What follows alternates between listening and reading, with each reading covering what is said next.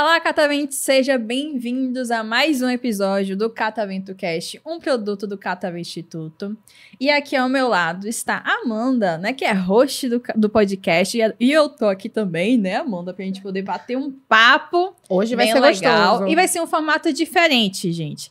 A gente entende que o Catavento Instituto, ele tem profissionais de diversos lugares que acompanham, que a gente admira e que a gente gostaria de bater um papo um pouco mais informal, né, discutindo temas polêmicos, falando o que eles interpretam sobre aquele assunto.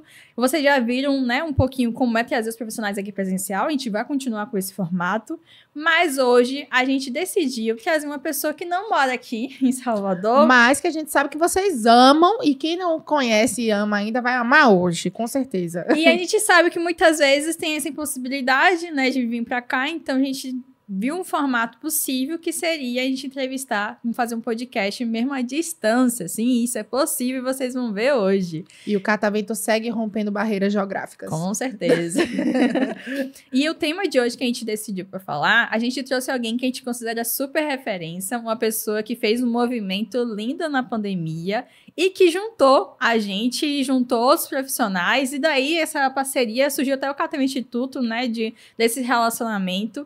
Então, a gente está convidando hoje para bater um papo sobre por que o estudo do luto deveria ser obrigatório para o psicólogo. Um tema polêmico, né? Por que é obrigatório? E para falar sobre esse assunto, a gente está convidando o Lucas. Seja bem-vindo, Lucas, ao Catavento Cast. Eita, como hablaram na apresentação. Eu queria ter saído assim, mas aí não dava, né? Sair brotando que nem aquelas flores, assim, bom dia! Isso. O sol nasceu na fazendinha. E eu fiquei muito feliz com o convite, né? Com toda a organização que vocês têm feito. Não perco um, eu assisto. Eu falo, eita, como habla, sabe? E acho que vai ser um bate-papo super legal, super interessante. Estou muito feliz de estar aqui com vocês hoje. A gente também está muito feliz de você estar aqui. Para começar, Lucas, se apresente, né? De onde você é, porque você decidiu estudar sobre luto e falar sobre luto, para que a gente possa te conhecer um pouquinho. Então vamos lá. Quando as pessoas perguntam, né, quem que você é? Eu falo, meu Deus, que pergunta difícil de ser respondida. Mas, né, falando de mim e da minha trajetória acadêmica, né, eu sou um rapaz de 27 anos, de Londrina, no Paraná. Então, vocês vão ver um R um pouquinho puxado de porta, porteira e portão, né, que fui me aventurar a estudar psicologia, né? Com muita curiosidade, porque eu tinha passado por terapia. Eu falei, mas eu quero fazer isso aqui também. Como que faz? Como que descobre esse tipo de comportamento? Aí na faculdade de psicologia eu descobri. E aí, então, me formo psicólogo, mas já na graduação interessado nos estudos do luto, na atuação junto a pacientes oncológicos. Então, desde lá eu venho me descobrindo ser humano, vulnerável, e disponível a escutar a dor do outro. Então, além das competências, né, profissionais, assim, né, eu fiz graduação em psicologia, uma especialização em psicologia da saúde, acabei agora recentemente minha especialização em ações terapêuticas para situações de luto na PUC São Paulo, onde eu pesquisei a trajetória da pós-venção no Brasil. Pós-venção é um conceito que a gente utiliza para ações múltiplas no cuidado à pessoa enlutada por suicídio.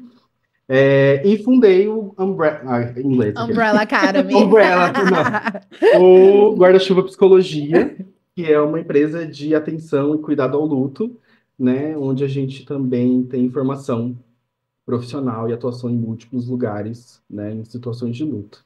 Então, essa é uma breve trajetória de onde eu saí na fila do pão e onde eu estou agora, e agora estou aqui. E para quem não sabe, gente, o Guarda-Chuva, ele é um parceiro do Catavento Instituto e, né, trazendo um pouquinho da nossa história, da nossa relação, eu já fui monitora do Guarda-Chuva. A Thalia tava no Eu Fui, Eu Tava. Eu estava quando tudo era mato. Era mato. Eu fui de aluna para professora, né, e Lucas também é professor de algumas formações no Catavento, e a gente tem essa parceria muito massa, porque a gente entende que as coisas se complementam. Acho que é por isso que a gente chamou ele hoje para falar do porquê todo psicólogo deve estudar sobre o luto. Às vezes eu percebo que dentro da psicologia está previsto de que o psicólogo é a pessoa capacitada para lidar com o luto. É aquela que está Vou saber, principalmente na psicologia hospitalar, né? O paciente morreu, chama o psicólogo ali para poder acolher essa família.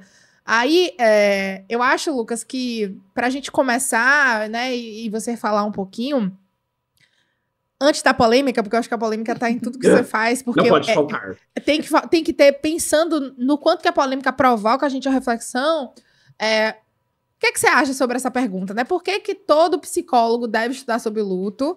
E aí a gente vai desdobrando a partir dessa resposta. Eita. Eu acho uma pergunta super importante, né? Quando vocês iniciaram falando essa obrigatoriedade, eu falei, gente, quem é aquele que estuda? Essa é a primeira coisa que eu me fiz, assim. Porque, assim, lidar com situações de luto, ela tem uma universalidade. Todos nós, enquanto seres humanos, vamos romper vínculos, porque formamos para sobreviver e ter manutenção da vida. E aí, assim, a gente tá lá na nossa formação, pouco se fala sobre luto, digo, graduação, psicologia, Sim. tá? Não, nada, eu não aprendi nada sobre isso na minha graduação. Ah, não, a gente aprende, mas aprende de forma errada. Eu aprendi as fases, né? Mas hoje depois a gente desaprendeu. falaremos sobre isso. Hablaremos, né? E aí, quando a gente chega no assunto luto, que a gente está falando de um processo universal vivenciado de uma forma particular a partir de uma cultura, a gente está falando, então, que todos nós, né? Eu gosto muito do Zeca, o José Grigoletto, Sim. que ele fala sobre isso, né? Nas três instâncias. Ou estamos ou estaremos enlutados. Então, partimos da premissa que sofreremos rompimentos de vínculo e teremos que ter um processo de aprendizagem para lidar com a ausência. E, nesse sentido, é necessário que a gente compreenda o luto e os estudos, né, como parte fundamental da atuação. E por que que eu estou falando isso? Porque a gente tem um reconhecimento social muito maior que luta por morte. Sim. Morrer é parte do desenvolvimento humano, tá, gente? Não é outra coisa, é parte da vida. Findar da vida, sem possibilidade de interação e de modificação do ambiente e tudo mais. Só que aí, se eu falo que luto, ele vem de um processo de rompimentos que a gente tem na vida, a gente está falando, então, de desemprego, término de relacionamento, a gente está falando... mudar, crescer... Sim, adoecer. Tudo isso, adoecer, porque tem lutos no adoecimento e dos adoecimentos. Sim. Então a gente tem modificação. Eu assisti isso numa palestra uma vez do Candice Doka, que cunhou o termo luto não reconhecido, né? E ele fala que luto gera mudança e mudança gera luto. Então, o luto é um processo que advém de mudanças daquilo que eu tenho que me adaptar. Então, quando a gente para de se adaptar, quando a gente para de mudar, quando a gente para de viver processos de luto, reconhecidos ou não, eles existem. Sim. Quando a gente morre.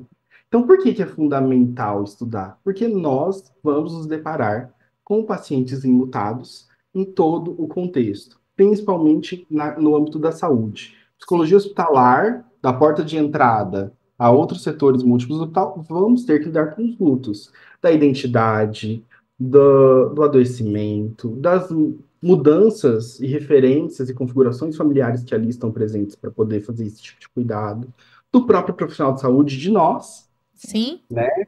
E aí, quando a gente está falando de fundamental, quem é aquele que estuda? O que me faz estudar o que eu estudo? O que me faz cuidar de uma pessoa que está experienciando o processo de luto? E principalmente do sofrimento advindo dessa ruptura. Exato. Então é fundamental no sentido de vamos todos nós lidar com luto. Capacitação, importantíssima. E aí, olha, volta pra gente em que a gente dá conta no luto, no nosso e no do outro. Para não ter um efeito de atrogenia, de prejuízo sobre o processo do outro. Então, é fundamental que a gente saiba os cuidados essenciais e básicos do enlutado, né? Validar, compreender, estar disponível a escutar e ouvir o que a gente sempre fala no guarda-chuva. Viva um luto sem censura. Sim. Não tem certo, não tem errado. Tem o que ajuda e o que não ajuda. Então, isso eu considero pilares fundamentais quando a gente está discutindo o porquê da importância. O porquê da importância é, resumidamente, porque nós estaremos em uma situação de luto estaremos próximo a pessoas em situação de luto e o cuidado é necessário, né? Eu gosto muito de uma frase que eu já ouvi a Branquinho falar, Mariane Branquinho, né? Precisa de gente. Então, quem que é esse suporte? Profissional, pessoal, da comunidade social, cultural que Sim, a gente está, né? Isso é super importante. É interessante você trazer como é fundamental, pelo menos o conhecimento básico para fazer esse acolhimento, porque isso nos possibilita a ter certeza do que não fazer diante de uma Uhum. pessoa enlutada, né? Que a gente acaba vendo muito isso de pessoas trazendo frases prontas ou aquilo que ela acha que é o melhor para aquela pessoa, e isso traz a tragédia, como você trouxe, né? Traz processos psíquicos aí de adoecimento, porque foi melhor assim, né? Você chora não, ele não gostaria que você chorasse, né? Isso trazendo uma situação de lutos diversos, porque o choro Uhum. vem de sofrimento, de expressão, Bem, de emoções, né? E é fundamental também, como você trouxe, de que não é só na saúde que o psicólogo vai atuar com essa demanda, mas no sim, organizacional, né? Então, por exemplo, sim. perder um colega de trabalho, alguém vai ter que fazer um acolhimento prévio e um encaminhamento, se necessário, sim. né? Na escola, então perdeu um colega, ou Perdeu de ano. perdeu de ano, ou a criança foi para aquela escola naquele momento, né? Teve uma transição no Sim, meio do ano, e aí já tava com os amiguinhos, os colegas todos lá e precisou fazer essa transição. Então a gente vai vendo vários cenários e que as pessoas vão se lutando, e o profissional da psicologia, que deveria ter um conhecimento básico, mas não tem, não sabe nem para onde ir, nem como acolher, e às vezes faz aquilo que o senso comum acha que deve se fazer, né? Então, assim, a gente vê Uhum. muitos profissionais psicólogos que não sabe como acolher esse processo de luto, e aí fica perdido, e aí realmente vai gerar uma situação que, em vez de ajudar ou cuidar daquela pessoa, na verdade vai trazer mais sofrimento. sim. Eu tenho uma dúvida. Eita, habla. É uma dúvida importante porque eu acho que quando você fala, ela chega em outro lugar. Então, por isso que eu vou perguntar. De um ouvinte, sua aluna, várias vezes, por isso que eu vou perguntar. Você trouxe que o importante é a gente estar ali inteiro, é a gente cuidando de gente, e entender que enlutamento não é só por morte. Eu tenho visto, somos os três muito consumistas de rede social, né? Então a gente Uhum. acompanha várias pessoas. As pessoas usando as fontes de pesquisa pelo Pinterest, né? Como se Uhum. aquilo fosse uma verdade absoluta, eu copio, reproduzo e posto algo. E aí, a partir disso, pela influência digital, o que é que a gente tem visto aí, as pessoas reproduzem isso na prática, tanto na prática clínica Uhum. quanto na prática hospitalar. Então, é, eu vou para a pergunta mais polêmica de todas, porque eu acho que ninguém explica isso melhor do que você. Vamos falar um pouquinho sobre Kubler-Ross, vamos falar um pouquinho sobre Uhum. fases do luto, vamos falar um pouquinho agora do que você tem estudado, porque você é um entusiasta, pesquisador dessa área, escritor de livro que ele não falou na apresentação dele, tá, gente? Não. Luta Ah, e análise de comportamento. sim, sim. É, Editor Tem o agora. editora Lucto, né? Então, Lucas é um entusiasta das produções atualizadas. É um cientista, não tem como negar. Então, eu queria ouvir de você um pouquinho Uhum. sobre toda essa noção aí das fases do luto, de como isso se executa socialmente, profissionalmente e também clinicamente de Uhum. profissional para a pessoa que está sendo atendida ali.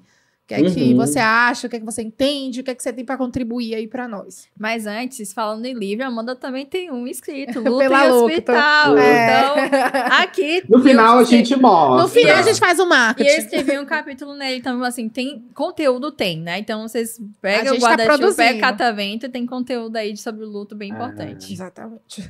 a minha pergunta é assim, qual a chance de eu ser cancelado na rede? Brincadeira, né? Mas brincadeiras à parte, eu acho que isso é uma discussão fundamental. Você falou sobre essa referência do Pinterest à reprodução, né, dessa Sim, verdade absoluta. Sendo que nem ciência é a verdade absoluta, sim. né? Uhum. Ela tem que estar pautada ali na continuidade sempre e sempre tem renovação. Acho que isso permite a gente entender que as coisas mudam, né? E que acho que as coisas precisam ter fim, ponto final, e a gente começa então a partir Sim. de estruturar novos pensamentos e novos paradigmas de compreensão do fenômeno. O que que acontece? Kubler-Ross, gente, é uma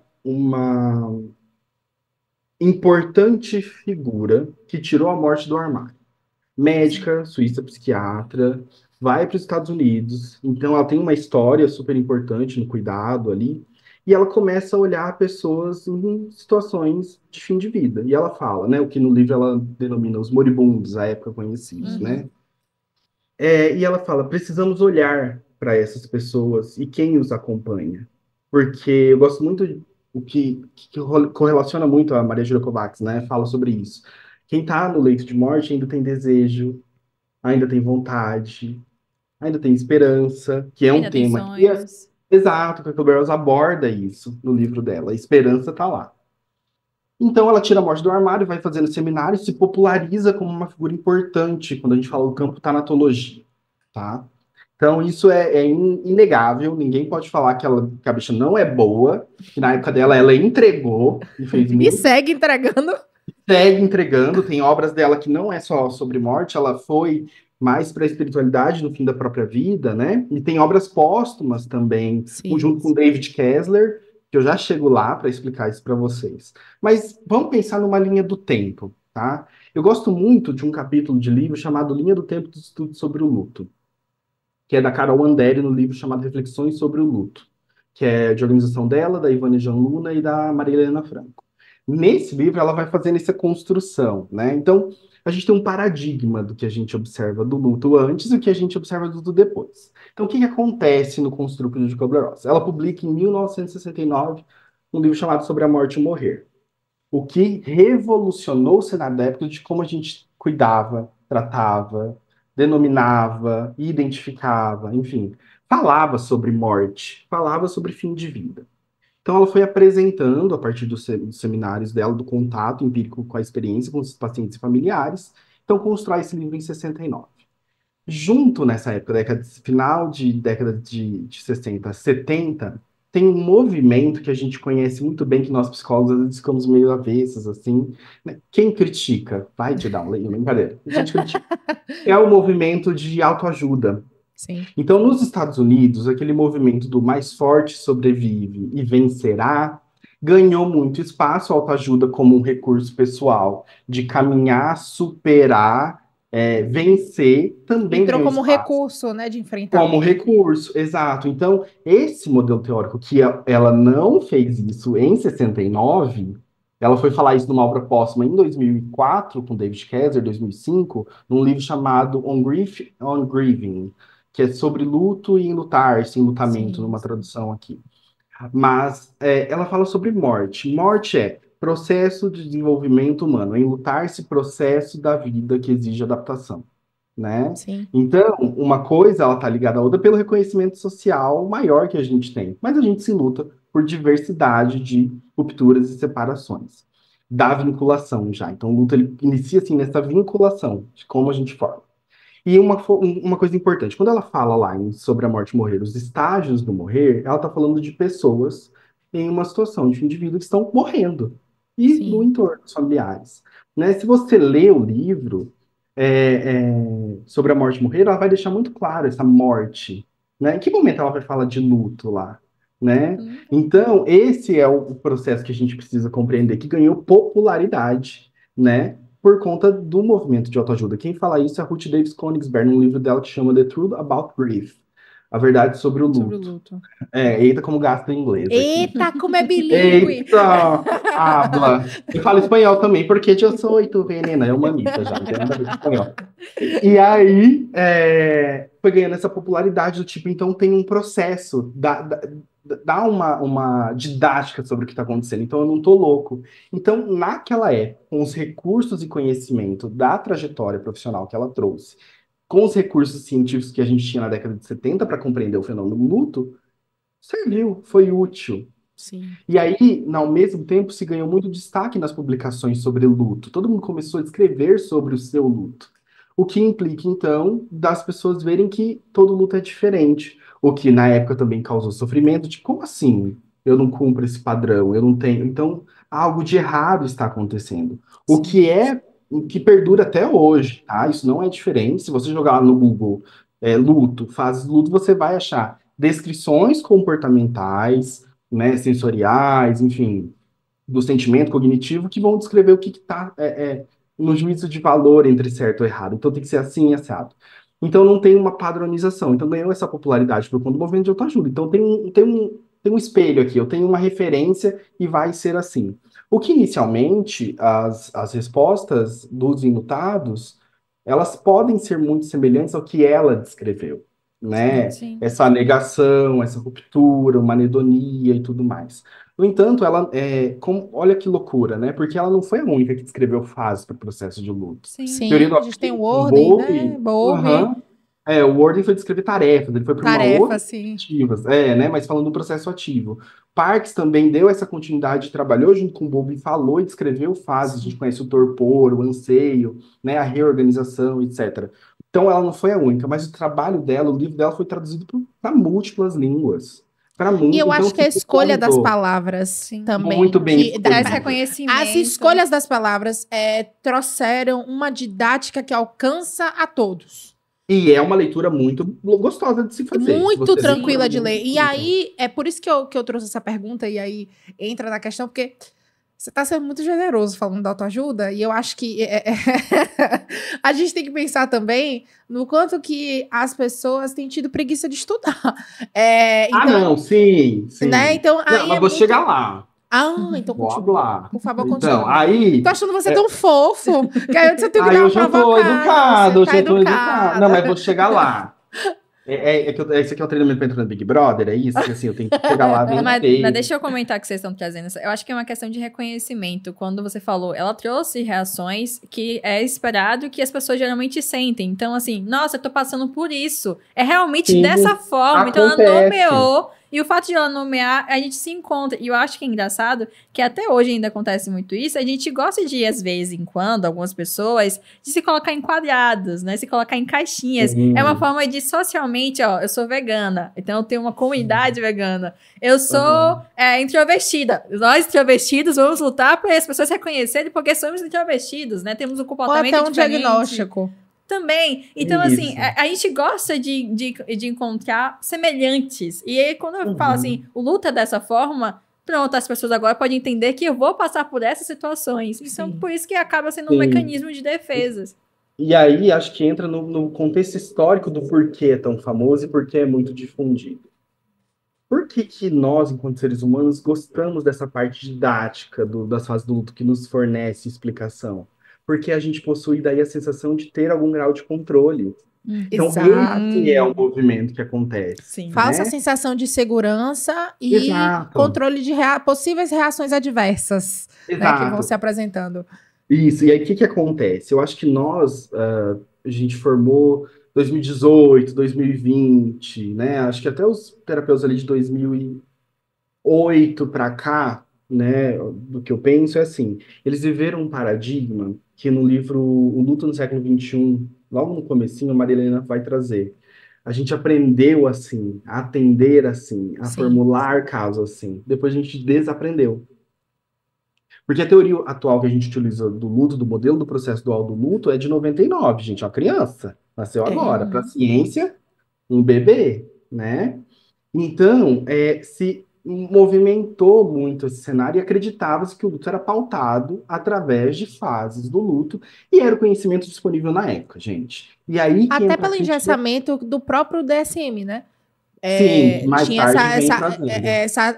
atrelou-se o luto como uma parte de critério diagnóstico para depressão, inclusive, a depender do tempo. E aí era muito mais fácil eu identificar o luto para poder identificar uma psicopatologia que estivesse ali para poder se tratar. Então, isso era muito difundido na psicologia anteriormente, há pouquíssimo tempo atrás. Até hoje, em alguns profissionais. Hoje. E acho que tem um movimento de que dá a origem. Sim. Se eu sei a origem, eu sei como reverbera na natureza social do Sim, mundo. Assim. sim. O estadunidense tem esse movimento. Precisa do diagnóstico X, pesquisar X e ter um tratamento X. E que eu entendo que é a forma que a gente funciona e se organiza. Né? Acho que tem esse formato. E tem mas a gente algum vai efeito. explicar. Algum Tem. efeito tem. Se Agora, não tem, é porque tem. algum efeito tem, mas pensar no 1 a 1 traz uma perspectiva, acho que muito perigosa, e aí vou ser polêmica agora, eu acho até rasa que nem um pires, assim, de uma coisa de que é isso e acabou. A gente não tem como ter certeza das coisas, e acho que parte do porquê o psicólogo deve estudar luto, e essa é a minha reflexão a partir de te escutar, é de que a gente vai ter que lidar com não saber, às vezes, muitas coisas e ter que correr E atrás. não vamos. E não vamos, né? Acho que a psicologia é isso, não vamos. A gente vai ter que estar sempre ali, inquieto, enlutado, frustrado, satisfeito, feliz, torcendo por muitas coisas que a gente não tem realmente controle, né? E vai trabalhar muita flexibilidade aí, né? Na questão acho flexibilidade psicológica. Você com você mesmo e você com o paciente, e usar criatividade, muitas vezes, baseado na ciência, né? Assim, a criatividade que faz sentido. Mas aí é que tá. O que as fases do luto promoveu há muito tempo a sensação do terapeuta? De frustração. Que como meu paciente tá bom aqui e tal, que aí semana que vem não tá. Então regrediu, voltou. Tem essa natureza também que as pessoas têm a sensação de... Eu fracassei, eu voltei, eu regredi. Então, a partir disso que surgem problemáticas acerca da teoria, né? E a gente, enquanto cientista, psicólogos ao redor do mundo, foram buscar novas formas de compreensão e que na época, de acordo com a produção científica do conhecimento, era aquilo que a gente tinha disponível, né? Digo aqui, volto a dizer, não foi ela a única que falou sobre isso, mas essa foi uma obra muito conhecida. Ela foi pop, não tem como Ela foi pop. Ela foi Ela tirou a morte, ela foi. Ela foi, chegou com as unhonas da gata, assim, lá no seminário dela. E acho que esse é o ponto da crítica. Para além do enrijecer processo de luto, cercear processo de luto e aprisionar, porque, assim, não era o objetivo dela, né? Mas isso aconteceu. E uma das críticas, quando a gente fala em ciência, como que ela faz sem uma metodologia clara aqui? Como ela... Experiência, empírico? Ouvir? Dizer? Então, ela recebeu diversas críticas. Olha... Ela recebeu por conta dessa teoria. Então, é polêmico. E aí é que tá. Se a gente fala de uma teoria que enrijece, prende, né, aprisiona, a gente tem novas atualizações científicas de compreender o luto, tratar, cuidar de pessoas enlutadas, por que eu ainda insisto em utilizar um formato de compreensão que não cabe mais? E aí é que tá. Onde que tá? Formação. Porque eu, na minha graduação, aprendi desta forma. Só que naquela época eu já sabia, porque eu era louco de procurar referência, né? Até hoje sou.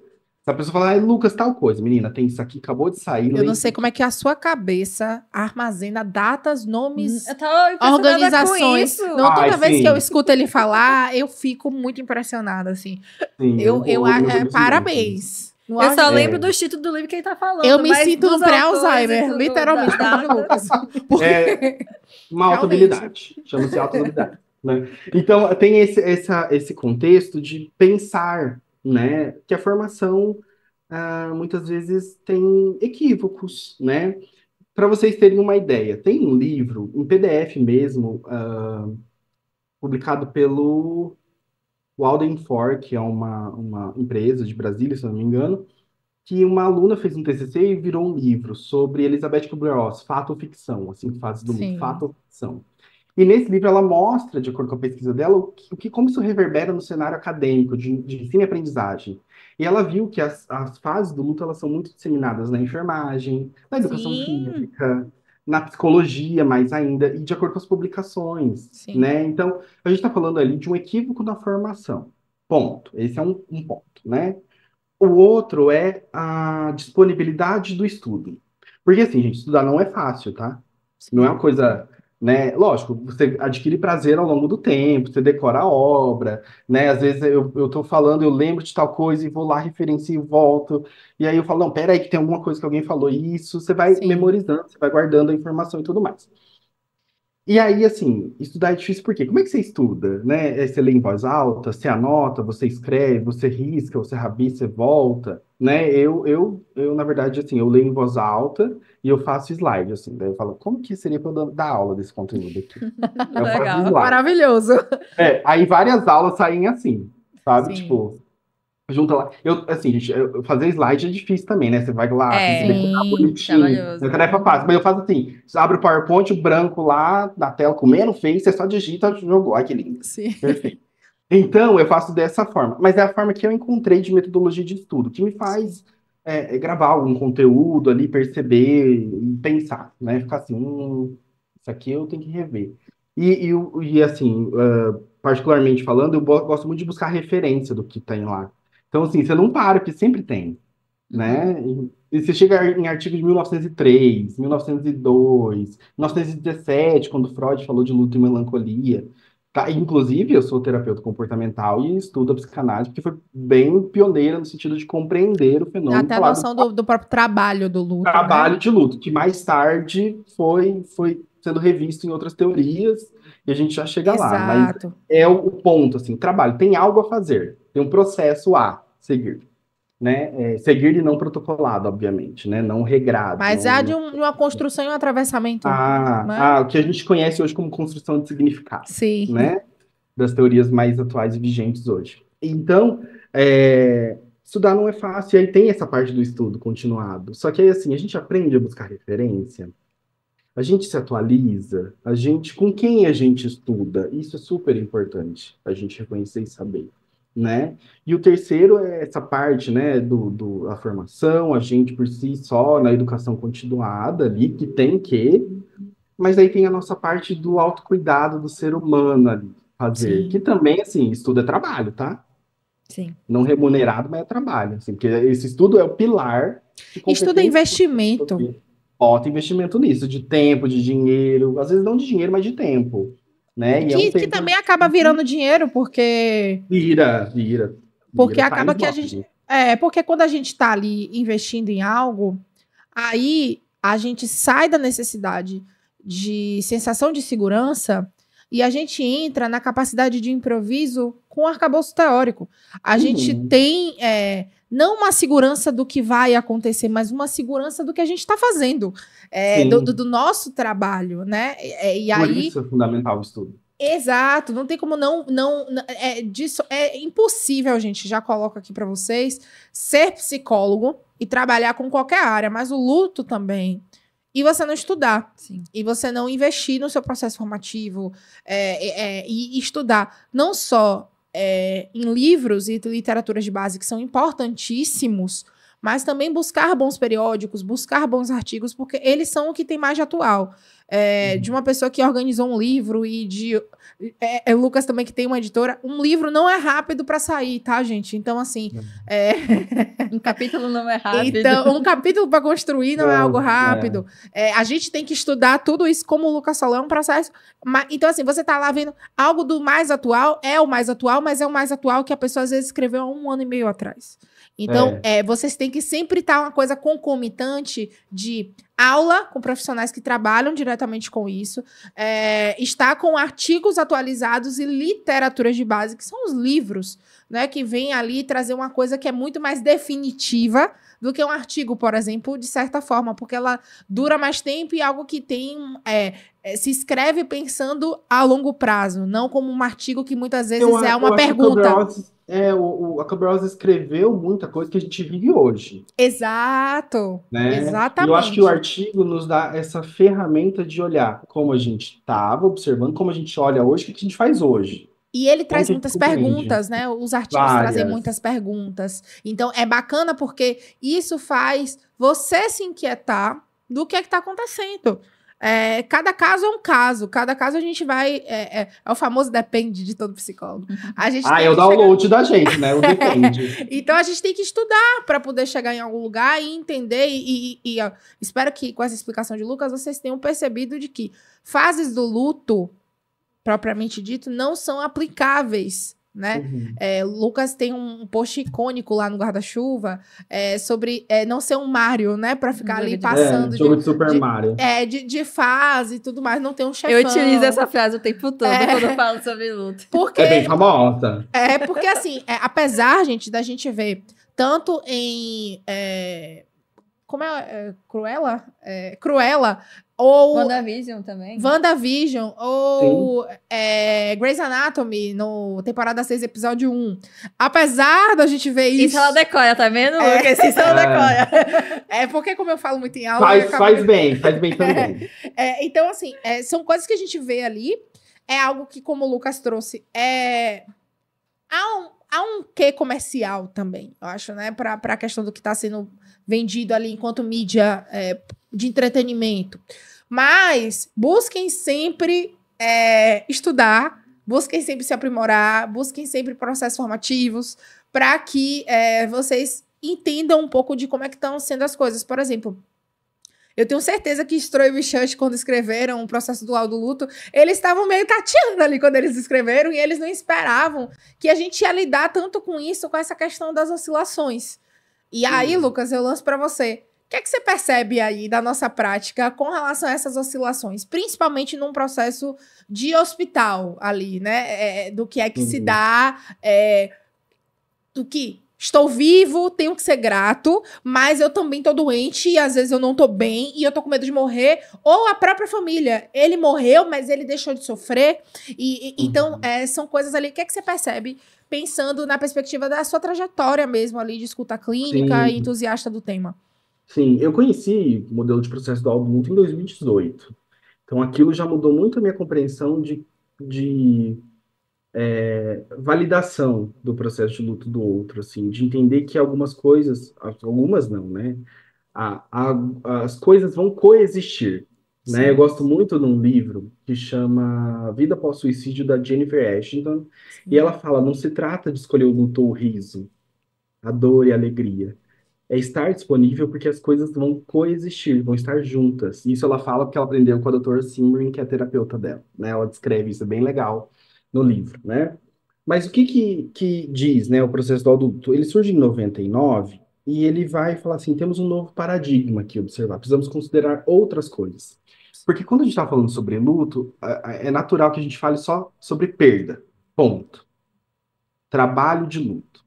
Eles pegam o conceito de trabalho de luto e vão ampliar isso, né? Então, nesse artigo que eles vão descrever e apresentar, justificar em 99, eles vão falar assim, olha, a gente pega essa teoria, pega essa ferramenta aqui e estresse, o que a gente está fazendo, estressores aqui também, e vão desenvolvendo uma nova teoria que o trabalho de luto está lá dentro, né? Mas não é o trabalho de luto sozinho.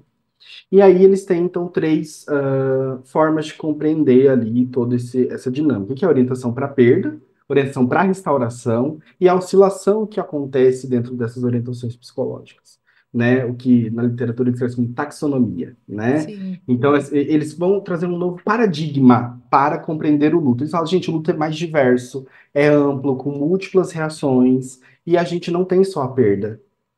A continuidade da vida também é luto. Eu continuo de que forma? Como eu assumo minha nova identidade de viúvo, de As órfão, várias conclusões, né, que a gente vai fazendo ao longo desse múltiplas, processo. né? E a oscilação, ela é parte, eles postulam como parte fundamental do processo de luto. Oscilar é saudável, não tem nada de loucura, sabe? Ah, eu tô louco, porque de manhã eu tô bem, de tarde já não tô mais, né? Então não tem nada de problema nisso, né? Então, eles vão trazendo essa nova perspectiva, falando, gente, reações múltiplas, aprendizagens múltiplas, qual é a sua agora? Porque a oscilação é esse movimento do ir e vir, do estar em um estado, estar em outro estado, sentir algo que parece contraditório, Sim. mas coexiste. Está na mesma relação. Então eles falam, ó, lidar não é só a perda, é a vida. E isso tudo é luto. Falar sobre o trabalho de luto, lidar com a dor emocional, social, espiritual, diversas dores ali que a gente tem, não só emocional, porque eu vejo muita descrição do Instagram assim, luto é uma experiência de dor emocional, ponto. Eu falo, só isso? Tá? Só emocional? Mas eu entendo que as Aí eu pessoas só querem lembro ter, de Lelê no Luto no século XXI, colocando todas as possíveis reações Que cognitivas, luta é espirituais. movimento, Não, que tudo luta é é fluido, N coisas ali. ele não tem uma forma, né? Ele tem que Não, ser vivido da forma que a pessoa isso. quiser viver. Exato, e a gente passa a compreender, a partir desse paradigma, que o luto é um movimento fluido, de Sim. ir e vir, de indas e vindas. O que eu acho difícil, muitas vezes, ter essa concepção popular, porque a gente aprende socialmente que isso é loucura. Como assim, bipolar? Sabe aquela coisa social do... Não, isso não Sim. existe. Então tem muito dessa Você não cultura. pode mudar. Se você é dessa forma, você tem que continuar dessa forma. Então, Isso, não, se eu sou assim, Gabriela, ela. ó, esse cantor, ó, produção, pegou minha voz? Pegou minha voz, cantei. E aí tem esse movimento não pode acontecer, mas esse, como eles postulam na teoria, é saudável que aconteça. O que que acontece que pode acontecer problema, né? É quando não há movimento. É o que eles, mais tarde, em 2016, eles observam um conceito chamado overload, sobrecarga da oscilação, que é ter muitos estressores entre perda e restauração. Estressores são o quê? Eventos que, natureza, causam algumas condições de dificuldade da adaptação, da adaptabilidade, de construir significado, desses polos. Então, e também eles têm um nome que eles falam que chama distúrbio de oscilação, quando tem dificuldade de ajustamento, né? A gente fica só voltado para perda ou só voltado para restauração, isso gera alguma complicação, né? O que a gente, nos 40 anos, últimos anos, a gente vê vários adjetivos para descrever o luto e suas variações, né? Sim. Do que não é, Complicado, prolongado. prolongado, né? Do que não Patológico. é patológico, não dói. Ou dói. Dói também, Dói. dói. Dói. E aí, Luto não é é, doença, gente. isso, né? Então, tipo, tem múltiplos nomes para falar de complicações de luto. Então, se você não oscila, você gera alguma complicação que precisa de ajuda especializada, no caso, nível terciário em saúde, Sim. né? E dos limites de Eu intervenção. Eu tô fazendo a mesma pós que o Luca acabou de terminar e a Lele, né, como a gente geralmente chama as pessoas, a Maria Helena, ela fala de que quando a pessoa tá só na restauração, acaba que ela não se permite entrar em contato com essa perda. Ela tá focada em seguir a vida, em restaurar. Só Sim, que a sensação que eu tenho quando os pacientes falam é que é como se você não entra em contato com as perdas, é como se você vai enchendo a sujeira debaixo do tapete. Aí vai indo, vai indo, vai indo. Vai chegar um momento que essa Alguma hora a rinite vai vir. vai chegar um momento que essa sujeira, ela vai se espalhar pela casa. Ou vamos dizer a metáfora do copo. Você vai enchendo o copo, vai enchendo o copo, vai enchendo... Ele vai transbordar em algum momento, porque você não foi criando estratégia para lidar com as perdas Sim. ao longo da sua vida. E aí vai chegar um momento que vai ser a gota d'água e realmente você pode entrar por um processo, assim, de que a gente precisa ficar um pouco mais atenta. Eu costumo dizer para os pacientes, assim, ó, a gente só fica preocupado quando é linear e intenso e constante. Então, assim, a intensidade e constância, a gente começa a ficar preocupado. Se você tá, assim, um zigue-zague, tá tudo bem, pode chorar hoje, pode ficar feliz amanhã e tá tudo e não bem. significa que é agradável, porque entrar em Sim. contato com dor na nossa sociedade ocidental é inegociável. E eu percebo isso em muitos pacientes, só que a dor não tem negociação, ela está presente. E eu falo para os pacientes, gente, o luto é bem sorrateiro. Na hora que você piscou, tá do teu lado. E é um bichinho, assim, eu brinco assim, às vezes espeta, às vezes cresce, às vezes diminui, às vezes grita. Tá ali, é presente, não tem como negar. Você pode arranjar estratégia de esquiva, de fuga, de não lidar? Pode. Vai Pode. funcionar? Vai. Mas Até aí quando? Não sabemos. temos um É, problema. é legal você trazer essa questão da dor, a dificuldade do brasileiro, e do Ocidente, mas trazendo para o brasileiro lidar com a dor também. Quando vem cuidados paliativos, as pessoas acham que a gente vai eliminar sofrimento. Não, cuidados paliativos vai eliminar sofrimento. Sofrimento físico, emocional, social e espiritual. Não, quando a gente fala em aliviar, é no sentido de tentar diminuir. Mas o sofrimento ele é inerente ao ser humano, é negócio de brincar. A gente já nasce chorando, a gente já nasce já sofrendo ali, ó. E eu Com não acho aquele que. barulho, com aquela luz, com Eu um acho ambiente que não é confortável. sim, eu acho que não há nada mais democrático no mundo que sofrimento humano. Todos nós vamos passar. Agora, os recursos que a gente tem é diferente. São E cada diferentes. pessoa é diferente. Eu acho que. Você falou isso, Thalia, do aliviar sofrimento. E eu li uma vez em um texto chama Nancy Webb, é uma terapeuta estadunidense, e ela cunhou o termo que a gente conhece como luto incapacitante. Ela fala de um aspecto físico do luto, né, dessa incapacidade que a gente tem de levantar, de fazer algo, de autocuidado, ela aborda esse aspecto, né? Porque tem várias reações, como a gente já Sim. falou aqui, né, desse aspecto do físico e tal. E ela fala assim, o tratamento que a gente tem disponível é para diminuir o sofrimento, não é eliminar. É tornar Então, possível. Exato. Viver Porque com aquilo. você A dor eliminar crônica, ela não é vai ser É eliminada. tornar A possível. gente faz tratamento para poder conseguir viver com aquela dor crônica e ter uma qualidade de vida ainda Sim. assim. e que não é tarefa fácil. Não, eu tenho dor Mas é crônica, então possível. eu sei que não. Não é tarefa fácil. Então, acho que compreender o luto hoje, fluido, evanescente, né, disponível a entender, compreender como ele vai funcionar de maneira única sobre, né, meu processo, a minha vida, é super importante, né? Então, eu sempre falo aos pacientes, está oscilando, tá ok, vamos lidar com a oscilação. Quando tem essa estagnação, essa dificuldade de oscilação, né, implica no funcionamento do indivíduo, a gente tem atenção dobrada aí. Sim. Quando você acaba querendo não oscilar e só, né, ir para tentar restaurar, você acaba também não vivenciando aquilo que você está sentindo, e aí isso você acaba também não compartilhando, porque não existe espaços para compartilhar sobre isso. Então, eu não posso falar que eu ainda estou sofrendo porque meu marido morreu há 6 meses. 6 meses você já tem que estar bem, né? O tempo que a pessoa fala, você tá bem. Então, assim, traz até um pouco sobre o que você acha sobre as licenças que nós temos, né? Porque aí a gente vai trazer para a questão do hospitalar, que às vezes a pessoa morreu, e aí o funcionário, ele tem a licença nojo. Então fale aí Sim. um pouquinho sobre a licença nojo, porque eu vejo que é uma dúvida que muito tem. O que é essa licença nojo? Por que licença nojo? Sim, a licença nojo, então, ela é um direito trabalhista de você olhar e falar, olha, vamos, né, afastar essa pessoa por motivos de morte. Então, tem alguns graus de parentesco que você pode tirar a licença nojo, né, esse termo, né?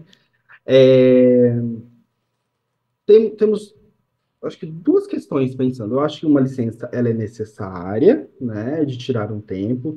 Acho que a condição que a gente, enquanto sociedade, não conseguiu se organizar de quanto é esse tempo?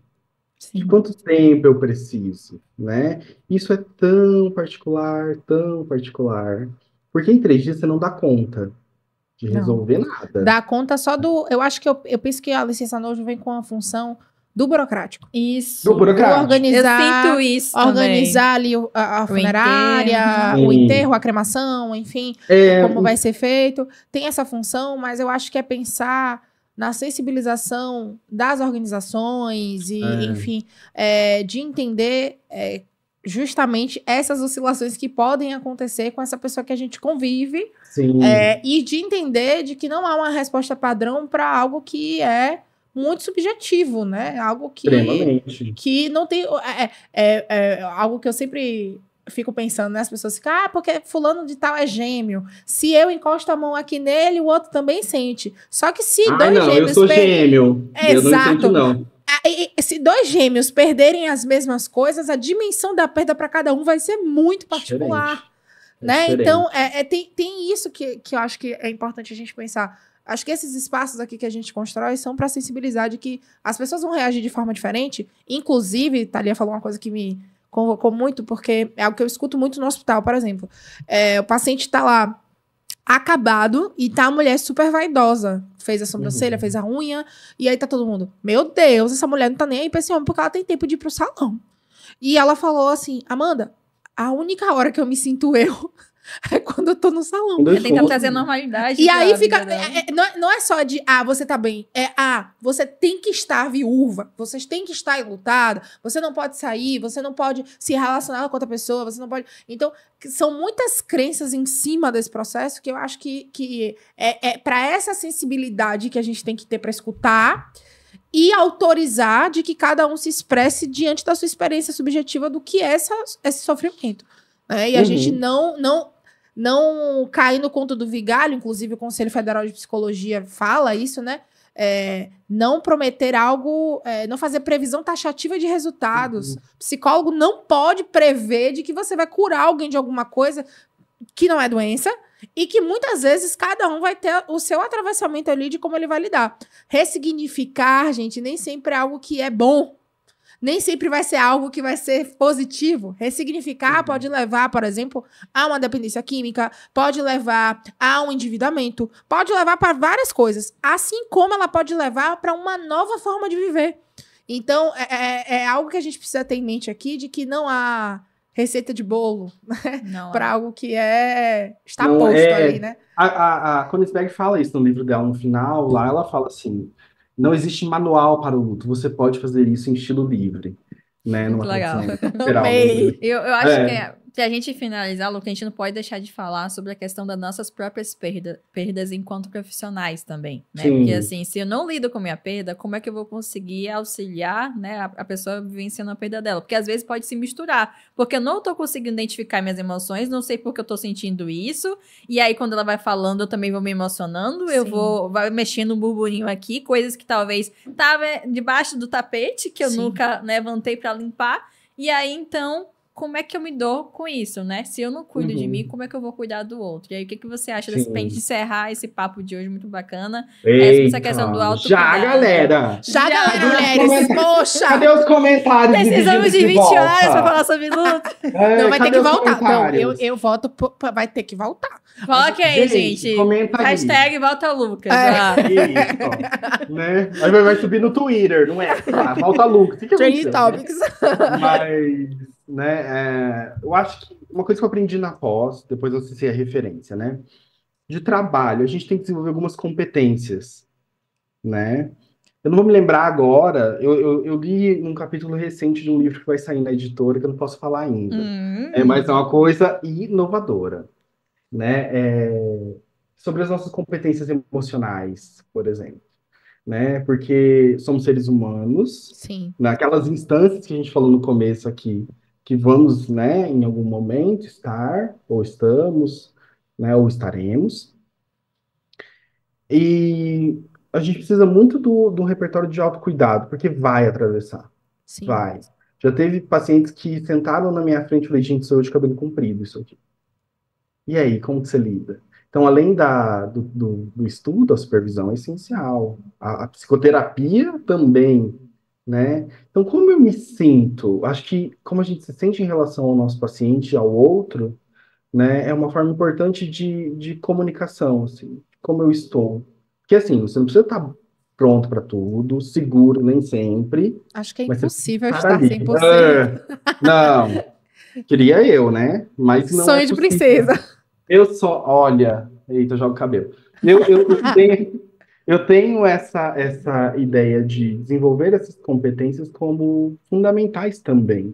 Trabalhar com luto não é uma situação fácil. Não. Não é o bis, não é ganhar dinheiro, porque isso virou no Virou mundo, pop. assim. Pós-pandemia, Virou pop. então. Tá Ai, meu muito. nicho, enlutados.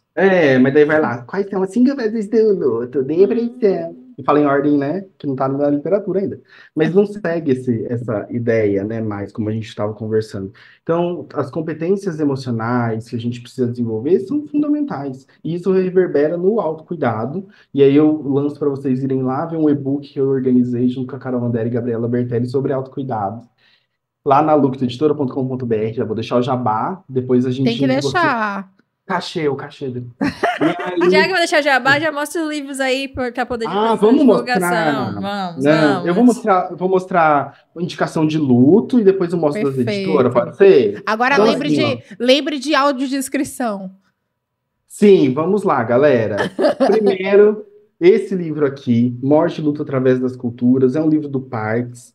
Esse livro aqui, ele não tem português brasileiro, é português de Portugal. Então você vai ter que puxar ali uma literatura. É um livro super bom, que vai ajudar a gente a compreender como a cultura modifica as experiências de luto. O que faz, como faz, né? Sim. Então, morte e luto através das culturas. Somos seres sociais. Somos. Coletivo. E a natureza social do luto foi bastante ignorada por bastante tempo, né? Isso é Foi. recente nos nossos estudos. Reflexões sobre o luto. Esse é o livro que eu comentei para vocês do capítulo da história do luto. Eu achei muito legal esse capítulo da história. A gente muito fez bom. Ter um panorama organizado na nossa mente organiza. também. Beijo, Carol. Chamem a Carol. Ela fala muito sobre violência, bem legal. Eu gosto muito desse livro, Resgate da Empatia, da Gabriela Caselato, Laranja, acho um clássico, né? E tem o que eu não tá aqui, acho que lá no consultório, que é o da Maria Helena Franco, Luto no século XXI. É clássico e contemporâneo ao mesmo tempo. É incrível, eu amo. Agora eu E vou uma pegar leitura muito gostosa de ler também. Muito pequenininho. excelente. Muito pequenininho. Ótimo. Rapidinho você lê. Agora eu vou me afastar, e aí vocês vão ver que eu tô de short por baixo, camiseta de camisa em cima. Essa é a realidade do psicólogo brasileiro. Faz parte. E vou mostrar livros que estão aí. Eu vou mostrar o outro que vai sair também. Eu não sei onde tá. Ó, É um aqui. Pronto. ele ia dar spoiler? Vou. Não, mas vai já. Quando a gente estiver assim, galera, já vai estar on, entendeu? Já vai tá on. Então, eu quero mostrar o primeiro da Amanda, Luto e Hospital. É organizadora. Eu tenho um capítulo aqui, eu falo sobre um olhar pelo luto e seu cuidado e trago técnicas de como a gente faz esse movimento. Junto Ele com abre o livro, praticamente. Eu abro, eita como abre, né? Eita, como abre. Eita, tem um sobre tópicos em psicologia hospitalar, então Sim. quem quiser também adquire tudo lá na editora. Homens, Gays e o Luto. Perfeição, de Zeca Grigoleto. Zeca Grigoleto, maravilhoso. Essa capa é linda, acho polêmica também. Ai, amo. também acho maravilhosa. Um que eu organizei junto com a Isadora chama Psicologia e Pandemia. Tem capítulo meu, fiz o prefácio. Também, e ele tem várias perspectivas de psicologia hospitalar, viu? Tem várias. Tem um capítulo aqui também, como que a gente mudou a compreensão de luto, vive luto na pandemia, etc. E um que já saiu no tempo da exibição do episódio, é chique, gente, que a gente tá gravando, que é esse aqui, chama Meu Familiar Está na UTI, e agora... Que legal! Ai, que amor, gente! Né? Sim, Precisamos de mais literatura para criança mesmo. Isso, então aqui vocês vão ver todo um construto. Gente, fantástico! Né, infantil, então, na verdade, para familiares, para profissionais. Já manda, amor, quero. Isso, aí eu já mando no pacote também. Então, são livros da editora, e a editora surge justamente para a gente compartilhar, divulgar pesquisadores brasileiros, que são muitos, e tem muita coisa sendo produzida. Então, vamos falar sobre nossa realidade e os nossos estudos, né? A gente disse que ele era referência em luto, né, gente? Então, tome aí, Tami, né? Então, Joguei duro. Joguei duro, pronto, falei. Então, amores, a gente quer agradecer muito, Lucas, pelo seu tempo, pela sua disponibilidade, pela sua riqueza. Eu nunca vou cansar de ouvir você falar. Podia ficar 3 horas aqui com você, só que a gente entende que na contemporaneidade as pessoas querem as coisas mais rápidas, né? Então, a gente vai deixar o gostinho de quero mais e repito, né? A hashtag Volta Lucas, botem aí embaixo nos comentários, pra gente poder trazer ele de volta. Sim, galera, eu tenho um boleto pra pagar, me chama de volta. Deixo o convite pra vocês darem uma olhada lá no Guarda-Chuva Psicologia, eles têm uma formação em psicoterapia do luto, que é voltada para N questões ali de assistência psicológica, principalmente na clínica. A gente tem o Finitude em Pauta também, que traz muitos aspectos voltados para o luto, adoecimento, cuidados paliativos e finitude. E a gente também está com inscrições abertas para a formação em tanatologia no contexto hospitalar. A gente sabe que nosso público, na maioria, gosta de hospital, então a gente vai ter Lucas como professor, Thalia, eu, N pessoas aí que estão aí nessa formação, então a gente convida vocês aí para estar com a gente. No QR Code aqui, então vocês vão conseguir acessar o link para nossa formação. Estamos chiques. A coisa tá ficando profissional. Mas muito obrigado, gente. É isso e a gente se vê no próximo episódio. Até a próxima. Tchau, tchau. Um beijo. Se cuidem, bebam água, hein?